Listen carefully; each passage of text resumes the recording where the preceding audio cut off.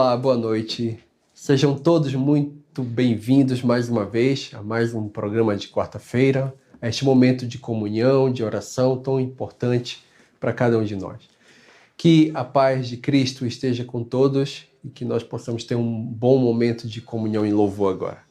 E para darmos início, como já é costume, vamos todos juntos cantar o hino número 176. Nunca, nunca desanimes.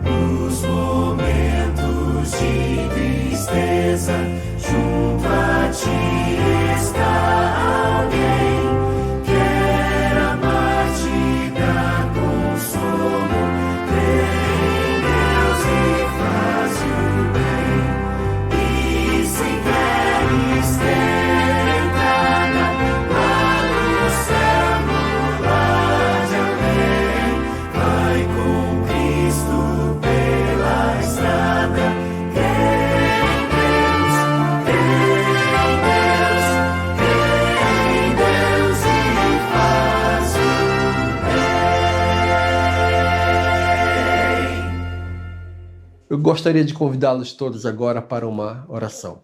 Oremos. Querido bom Pai, nosso bom Deus, nós te damos graças, Senhor Deus, pelas tuas muitas misericórdias. Obrigado por estarmos aqui reunidos neste momento para meditarmos um pouco na tua palavra. É sempre muito bom estarmos juntos, em família, nos nossos lares e poder assistir e louvar o teu santo nome, ó Pai. Queremos pedir que continue conosco, com cada um de nós, nos inspire e nos anime sempre, no nome de Jesus. Amém. Muito bem. Em 2022, a BBC News Brasil relatou a história de um empresário que era muito bem-sucedido e muito prestigiado no ramo financeiro. Entretanto, foi descoberto que o seu diploma era falso, e era um diploma de Harvard. E depois que foi descoberto, toda a carreira que ele tinha construído foi por água abaixo. Infelizmente, ele perdeu tudo. Perdeu o respeito, perdeu o prestígio, perdeu o trabalho, perdeu toda a sua carreira. É interessante como muitas pessoas, muitas vezes buscam formas ilegítimas ou inadequadas, incorretas, para terem um reconhecimento, para se sentirem reconhecidas. Não é incomum, muitas vezes, encontrarmos, mesmo em meios familiares, nos meios sociais por onde convivemos, mesmo em famílias, encontrarmos problemas em que existe uma certa competição, uma certa disputa, por causa de pessoas que não se sentem reconhecidas, não se sentem amadas. não reconhecem as bênçãos, não percebem o quanto que Deus as ama. Com base nessas histórias, pode acontecer com qualquer família. Nós sabemos que as famílias têm muitos conflitos. E mesmo na Bíblia nós temos uma família que enfrentou, várias famílias que enfrentaram várias dificuldades. E eu quero falar hoje de uma família que está lá em Gênesis 30. Nós conhecemos a história de Jacó. Jacó foi alguém que no passado, antes dele ter a sua própria família, quando ele convivia com seu irmão e seu pai e sua mãe, ele enganou, foi um enganador, ele enganou o próprio pai, enganou o irmão, e depois fugiu com medo do seu irmão, que prometeu matá-lo devido àquele engano que ele havia feito. Nós conhecemos a história. Se nós voltarmos alguns capítulos do 28 e 29 para trás, nós vamos ver a história com mais detalhes. Ele fugiu e então foi para a terra onde vivia o seu tio Labão, e lá ele ficou interessado na filha dele, que se chamava Raquel. E ele ficou apaixonado por Raquel e decidiu trabalhar por ela. Foi o que Labão pediu, que ele trabalhasse durante 7 anos para poder ter então a filha. E trabalhou, porém, na noite de núpcias, já estava escuro e Labão, na verdade, deu a outra filha, a filha mais velha, que era Lia. E de manhã, Jacó descobriu o engano, ou seja, nós temos aqui a história de um enganador agora sendo enganado. E Labão pediu que ele trabalhasse mais 7 anos para poder, então, ter a outra filha, Raquel, que era a quem ele de fato amava. Então, porém, nós já vemos uma família começando de uma forma não muito correta.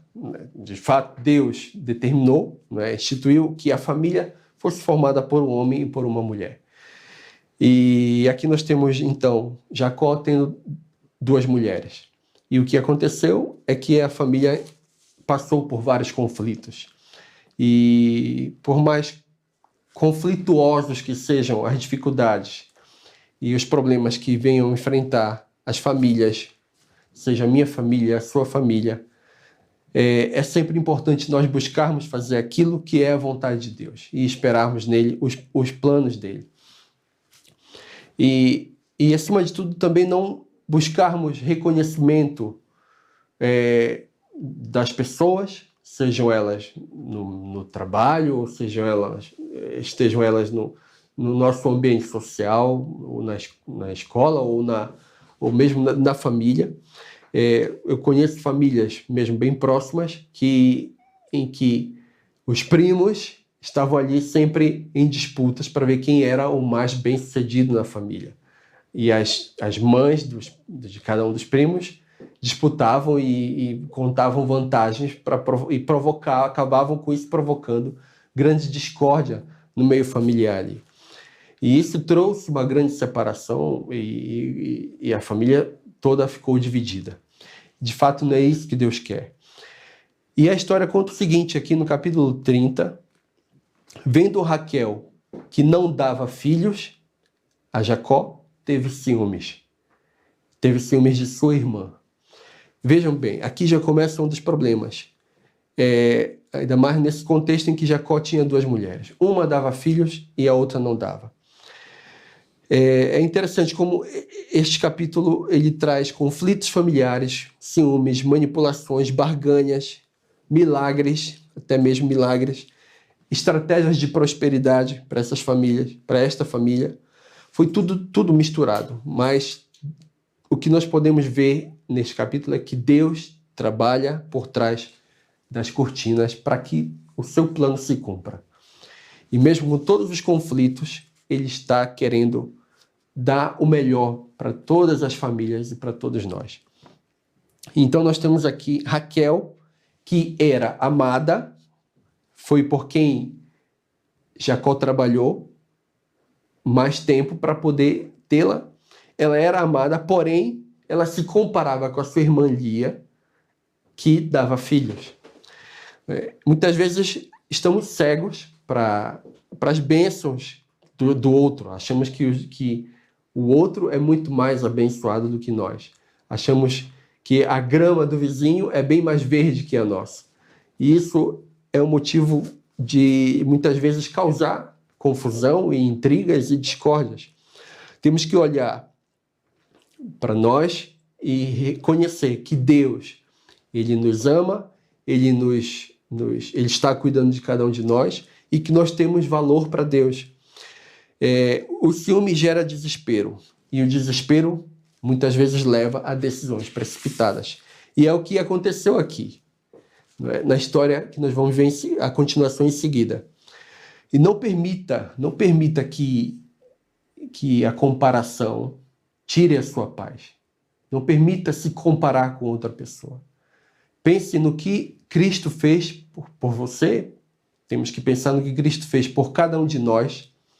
E então esperarmos nele, porque Deus tem tempos e formas diferentes de agir na vida de todos. Ora, Lia já podia dar filhos. Raquel era estéril. E aí o que foi que aconteceu? Aconteceu que Raquel, lá no verso 3, podemos encontrar o seguinte. Raquel, no desespero, no ciúme de sua irmã, que foi que ela fez? No verso 3. Eis aqui Bila, minha serva, falou para Jacó, eis aqui Bila, minha serva, coabita com ela, para que dê à luz e eu traga filhos ao meu colo por meio dela. Assim lhe deu a Bila, sua serva, por mulher, e Jacó a possuiu. Bila concebeu a luz e deu à luz a um filho a Jacó. E assim foi. O verso 6. Então disse Raquel, Deus me julgou e também me ouviu a voz e me deu um filho, portanto lhe chamou Dan. Concebeu outra vez Bila, serva de Raquel, e deu à luz o segundo filho a Jacó. Então, através da serva, Raquel deu filhos a Jacó. Então, já podemos dizer aqui que Jacó já tinha, então, a sua terceira mulher. E é interessante que na cultura, pode parecer muito estranho para nós hoje, mas na cultura daquele tempo, quando uma mulher era estéril e não podia ter filhos, ela podia ter filhos através da sua serva, não é? E então, aquele filho era como se fosse realmente dela, era filho de Raquel. E foi assim que aconteceu. Lia, querendo dar mais filhos para Jacó, fez da mesma maneira. E se nós continuarmos a ler o texto, vamos ver que Lia também entregou a sua serva. E então, Jacó passou a ter 4 mulheres, entregou a sua serva também e deu mais filhos para Jacó. Elas queriam resolver, com estratégias humanas, o que era da alçada divina. Ora, Deus pode sim fazer com que uma mulher estéril dê filhos. E nós vamos ver o milagre que aconteceu mais adiante com Raquel, que era estéril. Deus, embora tenha permitido toda esta circunstância na família de Jacó, por mais que ele tenha permitido, não é algo que ele aprove, não é algo que ele valide. Portanto, buscamos realmente esperar no Senhor, entregar nas mãos deles, esperar o tempo dele e não buscar atalhos para resolver o problema. O preço emocional certamente foi alto ali, foi alto. Temos que tomar cuidado com as soluções rápidas. O atalho de hoje pode ser o problema de amanhã. Esperemos com fé, então. E no verso 14 em diante, nós temos uma negociação. Então, quando a vida já vira, então, uma negociação. E isso ocorre nas melhores famílias. Lia decide comprar uma noite com Jacó. Exatamente. Foi isso que ela fez, em troca das mandrágoras colhidas por seu filho. O que acontece? Nós temos aqui no verso 14. Foi Rúben, nos dias da ceifa do trigo, e achou mandrágoras no campo, e trouxe-as a Lia, sua mãe. Então, Rúben, filho de Lia, encontrou mandrágoras, que era uma raiz que tinha um formato parecido com um ser humano, uma raiz curiosa. E acreditava-se que tinha algum efeito miraculoso, que aquilo ali podia tornar a mulher que era estéril poderia dar filhos. Então Raquel pediu que por essas mandrágoras. Então disse Raquel a Lia, no verso 14 ainda, dá-me das mandrágoras de teu filho. Respondeu ela, achas pouco o me teres levado o marido? Tomarás também as mandrágoras de meu filho? Disse Raquel, ele te possuirá esta noite a troco das mandrágoras de teu filho. Então, nós temos aqui uma negociação, né, por uma noite, e um lar que deveria ser constituído pelo amor foi substituído por trocas e pelo desejo de controle. Uma irmã querendo ter o marido, né, a Lia, no caso, querendo ter o amor de Jacó, embora desse muitos filhos para ele, e Raquel querendo dar filhos para Jacó, embora tivesse o amor dele. Então estávamos a ver sempre esta competição aqui. Quando o coração não está satisfeito com Deus, as relações viram moeda de troca. E é essa realidade que nós encontramos aqui na vida, na história de Jacó. Só Deus pode preencher o vazio que nenhuma relação, que nenhum reconhecimento ou nenhum desejo por controle pode dar. Então, que possamos pensar bem nisto, diante dos conflitos que nós enfrentarmos na nossa vida. Mesmo no seio familiar, com o nosso cônjuge, com nossos filhos, que nós possamos sempre buscar, com parentes também, né? Sejam tios, tias, irmãos, primos, enfim, e até mesmo amigos e amigos da igreja, do trabalho, que nós possamos sempre buscar não o reconhecimento, não buscar preencher o vazio com relacionamentos, mas sempre buscar preencher com Deus. E quando Deus mostra a graça em meio ao caos. E lembrou-se Deus de Raquel, e ela concebeu. E aqui nós temos um milagre. No verso 22, fala que Deus lembrou-se de Raquel.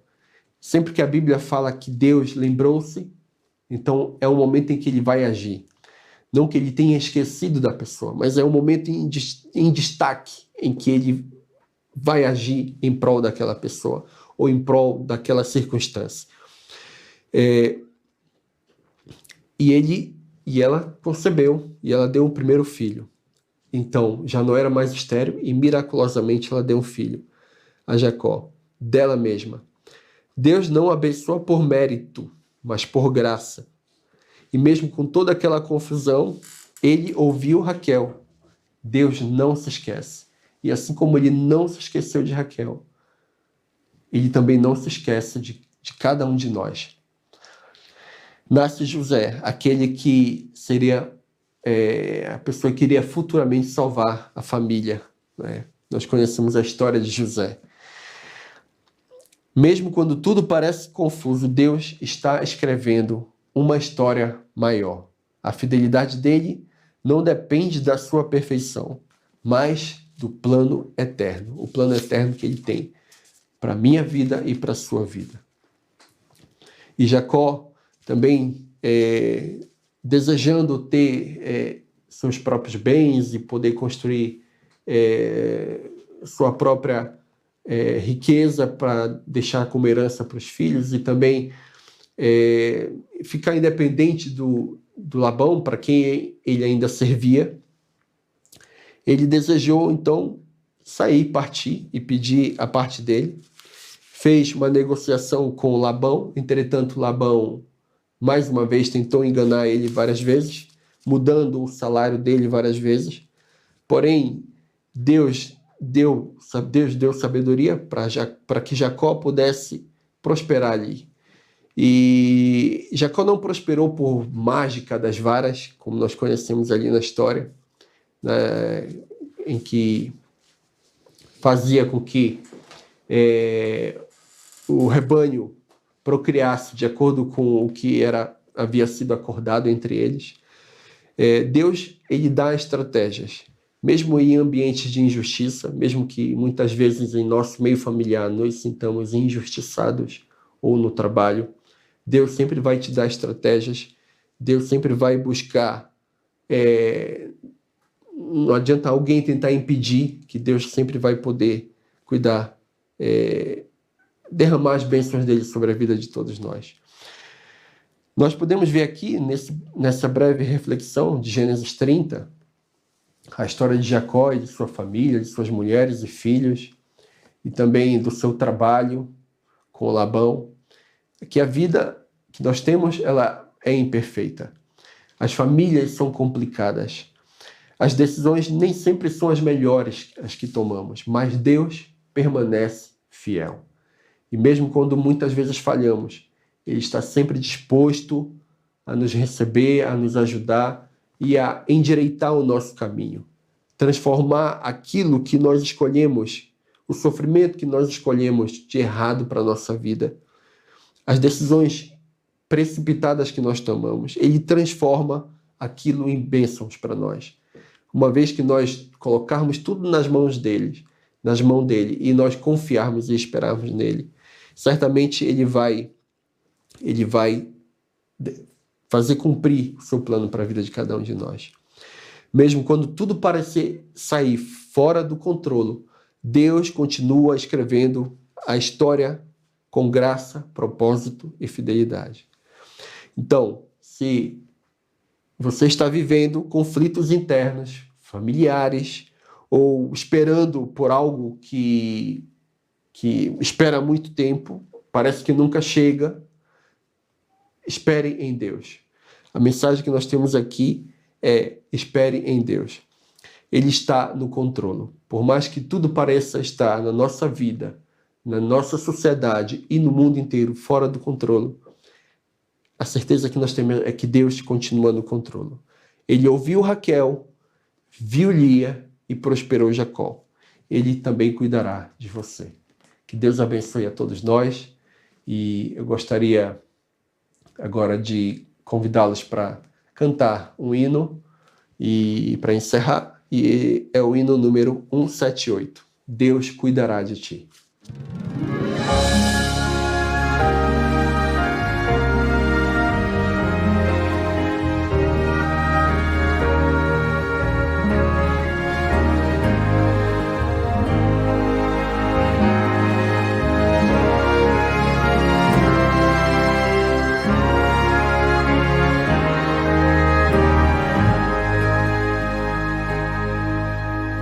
Aflito e triste coração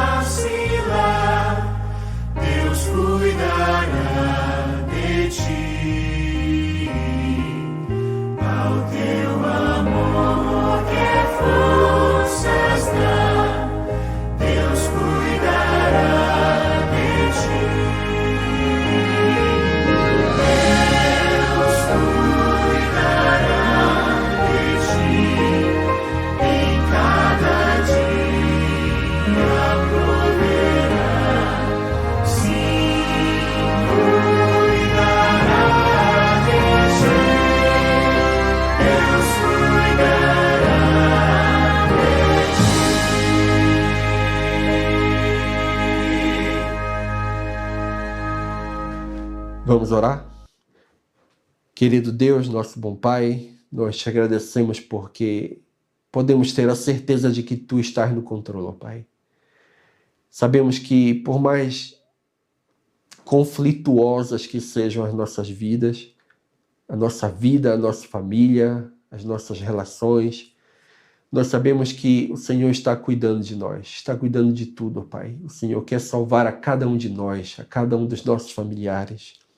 Por isso nós pedimos que nos dê sabedoria, paciência para agir corretamente, para tomar as melhores decisões e, acima de tudo, sempre confiar e esperar em Ti. Ajuda-nos, Senhor Deus, a resolver todos os nossos conflitos que nós possamos ter com os nossos relacionamentos, no nosso ambiente de trabalho. Peço que ajude também, ó Pai, a sempre buscarmos o reconhecimento não de outras pessoas, Deus, mas nos acharmos irrepreensíveis diante de Ti, Senhor. Primeiramente confiando na graça, na salvação que Cristo oferece a cada um de nós. Ajuda-nos na nossa caminhada. Peço que continue conosco, no nome de Jesus. Amém. Uma boa noite.